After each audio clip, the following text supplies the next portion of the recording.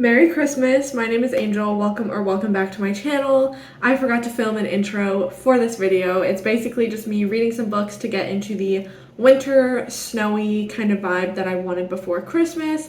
So I read 3 horror thriller books in this video, so I'll let you guys just go ahead and get into it, and Merry Christmas if you celebrate it. So I started Dead of Winter by Darcy Coates today. I am on chapter 28, page 126 now. This is what I love about thrillers, is how fast-paced they are and how easy to read they are. Like, I can get through them so quickly, and I love it. We basically have this group of people that were on this bus going up to this, like, mountain lodge where they were gonna stay for 2 weeks. But something happened when they were on the bus and it kind of delayed them, and now they're stuck and they're stranded and people are dying. Something interesting about this book, it says it in the synopsis, but I was not aware of that, so I was totally caught off guard when this happened in the book. But the murders, like the killings, are brutal. Like, you know, a lot of thriller mysteries, it's like they talk about finding a dead body, or maybe they were stabbed, or maybe they were shot and there's blood or whatever. But like, no, these people are straight up being decapitated and their heads are like being impaled by branches and put up in trees. And I'm like, it just seems a lot more, I don't know, dark and graphic than I would expect from like a fun little thriller. But this does say on the back that it is horror, so I don't know, because I thought it was just a thriller, but it's definitely giving like very horror vibes. But I'm a little thrown off because like the way the murders are, it gives like horror creature feature to me. But I think this is just supposed to be about a murderer, unless it takes a turn later on. Who knows? One thing I will say about this is the author wastes no time setting up the book. Like from page 1, you are in the action, and then they give you a little bit of a backstory, but it just gets right into it and doesn't let up. It is very action-packed, very fast-paced, and there's a lot of things happening in each chapter. The chapters are very short as well, which is really, really nice. So it's safe to say I'm enjoying it. Very curious to see where things go, where the like mystery aspect of it comes in, and like who is responsible for these murders or what is responsible for these murders. It is all very, very interesting to me, and it's definitely a lot more brutal than I thought it would be. Hi, I am back. I have finished Dead of Winter. I think I'm gonna give it like 3.5 stars because it was basically your average, solid, isolated winter thriller. Like, there wasn't particularly anything really amazing about it. Like, it was decent. It was good. Like, I enjoyed reading it, but it didn't do anything crazy. Not that I expected it to do anything crazy, and not that it has to do anything crazy, but it just didn't. It was average for like this type of book, you know, where we have a group of strangers and they are in this isolated setting, stuck in the snow, and there's a killer among them and they have to figure out who did it. Can I just say though that I guessed who did it pretty early on. I was like, I bet it's this person, but they're making us think that it's not this person because of this reason. And then there they come at the end, and it was them the whole time. And I was like, I knew it. I'm not crazy for thinking that. And it appears a lot of people, like I was reading some Goodreads reviews, and a lot of people had guessed the killer as well. Yeah, overall, it was everything I expected it to be. It was fast-paced. It had that winter snowy setting, which is what I was looking for. The murders themselves were a lot more brutal and like violent than I expected from this type of book, but I'm really, really glad. So after I finished Dead of Winter, I started Moon of the Crusted Snow. I still don't know how to pronounce this author's name. I have to look it up. But I am on page 42 now, which is chapter 6, and I'm still very early into the book, but I am fully invested in the story already. I think the author is doing a great job of like creating these characters and crafting them so you can actually really care about them and care about their stories and really connect with them from the very beginning, because I'm definitely connected. It's really interesting because there's a lot of like native words in here as well that I wish I knew the meanings of, so I think I'm gonna have to look some of them up just because I think it's very interesting, and also the pronunciation, because in my head. I'm not sure how to pronounce it when I'm reading it. So I am still very, very early on, and I didn't really know a lot going into this book. I knew that it was like an apocalypse or post-apocalyptic story, and I don't really want to know any more than that. So far we are following this primary family, and I can't remember what his name is. Evan and his wife and his 2 children, and they live on this reservation. And one day the TV satellite goes out, and then shortly after their cell signal goes out, and then their internet goes out, and like their just electricity in the whole place goes out, and they find out that it's across the whole reservation. So they're not really freaking out just yet, because they were talking about how the cell towers and things just were like a very recent thing installed in the reservation, and they haven't always worked that good, so they're not fully freaked out yet. And it's also the middle of winter, so snow and like weather can have an effect on that, so they're not alarmed just yet. But it's been a couple of days, so they're starting to get alarmed, and they just had this big meeting, and they decided to put on their emergency generator for the weekend, and then they're going to come back on Monday and see if things are working or what. They have no idea really what's going on and why the power has gone out. It's a short book, so I'm really excited for it. I'm gonna try to finish it tonight because it is so short. And because I'm invested in the story, it'll make reading go quicker. Anyway, with that being said, I'm gonna take off my Grinch onesie. I was wearing this at work all day because we had a character day, and today was Grinch, so that's why I have this on. But I'm gonna take it off finally and take a shower and relax with my book, and I'm really excited. Hi, welcome to my bed. It is now time for me to do a little halfway update. I am halfway through the book now, and I'm still absolutely loving it. It's just a very bingeable story and a very bingeable book. Like, the way that it's written is so fast-paced. Like I said, you are very invested in the story from the very beginning. The characters are very easy to connect to and very easy to follow, and it's also just very ominous and like unsettling, and just trying to imagine what life would be like if this were to happen. Like, actually they lost all power, and they are trying to conserve energy because they're just going off of their like emergency generator that is only supposed to last them through the winter. So come spring, they won't have any fuel for the generator, and they don't know what's going to happen. They are getting into their emergency stash of food now, and everybody's just kind of panicking. They also had 2 younger members of the reservation that were off down south in college, I think, and they just made it back to the reservation and told them what was happening down there, and people are going crazy and looting and starting riots, and it's just insane. It's just very scary to imagine the scenario that they're in, like where they don't have any power and they don't have any communication with like the outside world. The roads are all snowed in, so they can't travel anywhere. And things obviously are a lot worse off than they are on the reservation, in bigger cities and things. They just got, at the halfway point, this stranger came, a white man from down south, and he's asked to stay with them, but there's something off about him. I don't trust him, and a lot of the characters don't trust him either, so I'm a little bit creeped out by that. I don't know where that's gonna go. Overall, I'm really, really enjoying it. It is the perfect like winter vibe book, like just describing them being cold without like electric heat. They have to have like the wood stove burning to heat themselves, and like just snowy in winter, and it just makes everything so much harder. And I'm like also very cold in my apartment right now, so it's like perfect to bundle up and read this, which is exactly what I wanted. And it's just going so quick, and I love that. Hi. My neighbors are currently screaming, so sorry if you hear any background screaming. Nobody's being murdered. I just live by crazy people. Anyways, this is absolutely getting a 5-star from me, and I'm so excited to read the second book now.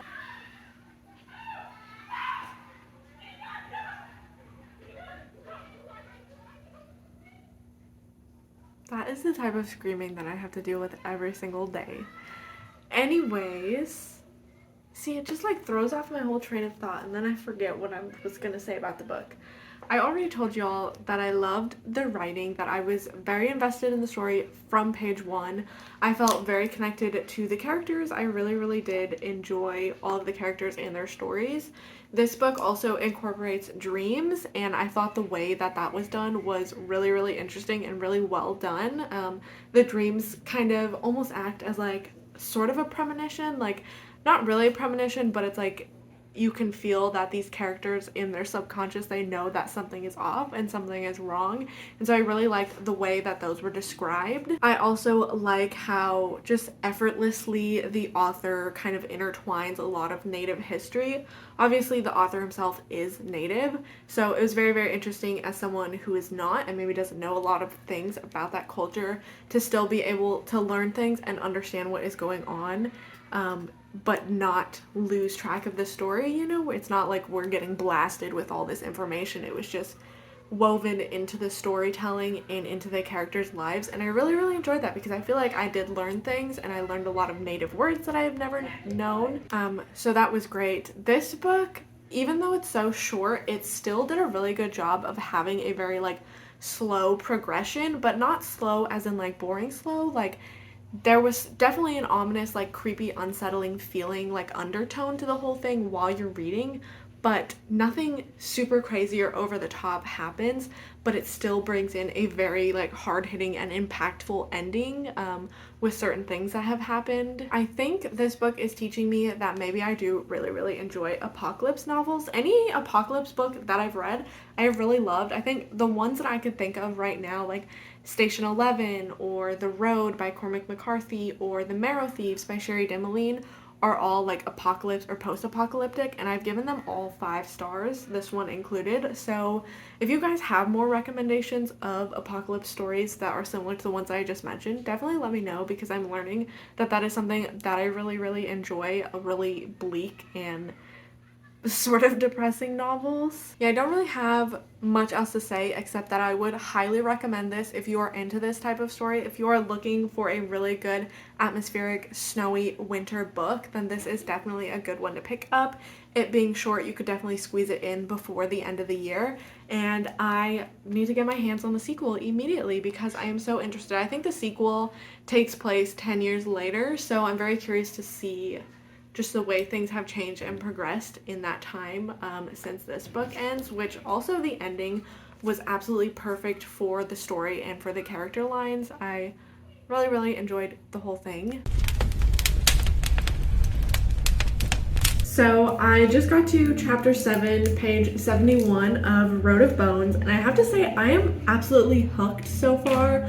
Like, I don't want to stop reading this book. I hate to put it down because I'm so invested in the story. I just want to keep reading, and I absolutely love that. So we have these 2 men that we're following. One is American and the other is English, and they are in Siberia, and they are making like a documentary film, or they're trying to make a film series on this highway, Road of Bones, which is basically like this highway that is very, very dangerous, has caused a lot of deaths because not only is it a very long stretch of road with very few like fuel stops in between, but it's also in Siberia, which is a very, very cold place. So if you get stuck out there, you are basically just expected to freeze to death. So there are a few little towns along the way, but there's really not much on this stretch of road, and it is currently like negative 50 something degrees Celsius, like horribly cold. I can't even imagine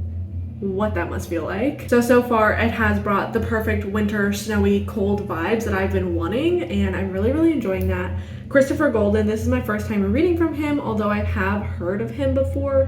He has absolutely very descriptive writing. Like, everything is described in such detail, like full paragraphs spent on describing just one thing. And surprisingly, that's not really bothering me. I'm actually really enjoying it because it's really helping to set the mood and set the tone of the whole story. So these 2 men are on this road trying to make this film, and they have a local there with them that is gonna kind of like show them around, tell them some of the local stories, and just really help them out with their series. So they go back to this man's town where he lives, which is the coldest part of, I don't know if it's the coldest part in the world, but I think it might be. Yes, it says here it's referred to as the coldest place on Earth. So they go there and they're just getting settled in for the night. They're staying in this cabin and the local guy has gone off on his own way. And then he suddenly comes back and he like rushes in and he's clearly very distressed, like something's going on. And up until then, he's been a very like, I don't know what the word is, like just a very like tough guy, like you don't want to mess with him. So to see him this disheveled and freaked out by something definitely gets them freaked out. And they learn that nobody is in the town anymore. Like all of the people that live in the town, this man's family, have gone. Like they left the town abandoned. They left doors open on their homes so that their dinner on their table that they were eating before they fled has now frozen solid. There is snow inside of the homes and they don't know why, what happened. And we just got to this part where they find the man's niece is still there and she is like 7 years old, I believe. And she hasn't said anything yet, but obviously they're getting more and more freaked out and starting to hear some strange noises coming from the woods. So I think this is turning into a creature feature, which I'm absolutely obsessed with. I don't know if it says that in the synopsis because I didn't read the synopsis. Okay, so it does say in the synopsis, a pack of predatory wolves, faster and smarter than any wild animal should be. So it also mentions otherworldly beasts, which I'm very excited. This is a pleasant surprise because I didn't really know anything going into it, and I love creature features, so this is going well. I think it's going to be definitely very high stakes from here on out, so I'm really, really excited to keep reading. I'm going to try to finish this one tonight as well because it is on the shorter side, and also I am thoroughly invested once again. So this vlog has been going really well so far, and I hope it continues to go well. I don't think you can really see, but I am wearing little antlers.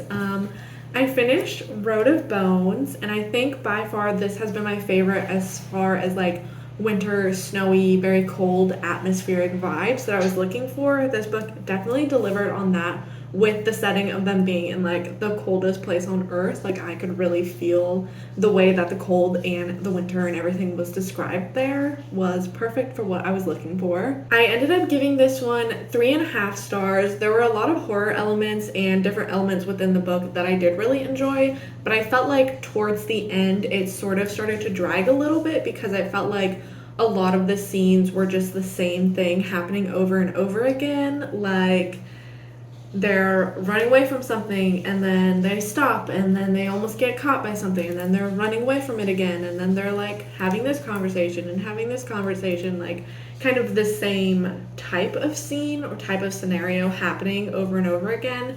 So the end sort of dragged a little bit for me. But I would say probably the first like 3/4 of the book, I was absolutely eating it up. I did not want to put it down. I was thoroughly invested in the story and I really, really did enjoy it. There's a lot of interesting conversations and different things that this book talks about. For example, because one of the characters we're following is American and the other one is English, and they are in Russia, and it's very interesting. Like they have this conversation at the beginning of the book where all these people in Russia speak a little bit of English, or at least a little bit of English enough to carry on a conversation, versus the English speakers don't know any Russian at all. And they were just talking about how like prevalent that is with like English speaking people or people that have English as a primary language. Like myself included, I don't know any other languages, but it just is a very common thing where it's like a lot of people that speak English will go to a different country and expect them to know English in order to converse with them, rather than taking the time to learn their language and learning a little bit of their language and speaking with them in their native language. So that was interesting because the locals in Russia were like, you should be embarrassed that you don't know at least a little bit to carry on a conversation with us in our language. So I thought that was really interesting. The main character in here also has a lot of issues surrounding grief. His sister died when they were very, very young, and he feels partially responsible for her death and the way that she died. So he is dealing with that, and as the story progresses and we have a children that children. We have a child that is with this group of people. His grief has come back, and he starts to think, well, I couldn't save my sister, but maybe I can still save this child. So that comes a lot into play in the story and causes some conflict with other people in the group. But I thought those were some interesting elements to it. However, at the end, like I said, not only did it drag a little bit, but I feel like there were some things that weren't fully answered, like certain things about particular ghost woman that was mentioned, but then she wasn't really a ghost. But I don't know if maybe that was just me not understanding something that was going on. I also feel like we didn't fully get a lot of like what the creatures were. Like, we kind of have like a vague idea of like why they were there and what they were trying to accomplish, but we never get like a full explanation or any type of story to go along with what these creatures are and why they're there and why they're looking for what they're looking for. I don't know, so I feel like I still had some questions at the end, so that's why I didn't want to give it very high rating, because I don't think that things got wrapped up in a satisfying way, at least for me personally. So with that being said, this was my first book by Christopher Golden that I've read, but I will definitely pick up some more of his stuff in the future. Like I said, his writing is very much like detail oriented. Like, he goes very into detail when he's describing certain things, and I really enjoyed that, especially because I was looking for an atmospheric read. Like, you definitely get every single detail of the environment that they're in, and I really liked that. Also, a lot of the horror in this book is creepy and kind of spooky at times, which I really liked. I like horror that has to involve the woods and creatures in an isolated setting. So overall, there were a lot of good things that I liked about this, but there were also some things that I feel like I need some clarity on in order to give this a higher rating. So 3.5 it is, which is not by any means a bad rating, but that was Road of Bones. And just to recap, I also read Moon of the Crusted Snow, which I gave 5 stars, and which I also really enjoyed the snowy winter setting of this one. And I also read Dead of Winter by Darcy Coates in this, which I think I told you guys I originally gave 3.5, but I have changed that rating to a 3-star. Just after letting it sit with me. It really is just kind of your average isolated snowy murder thriller. There isn't really anything that is crazy special about this book, so I think a rating of a 3, which is a very average rating as far as the way that I rate things, I think that is fitting for this. It's not bad, but it's not anything to write home about, I guess. So those were my 3 wintry reads for this week. Once again, Merry Christmas, because you guys, I think, are seeing this on Christmas. And thank you so much for watching. Hopefully I will see you guys next time.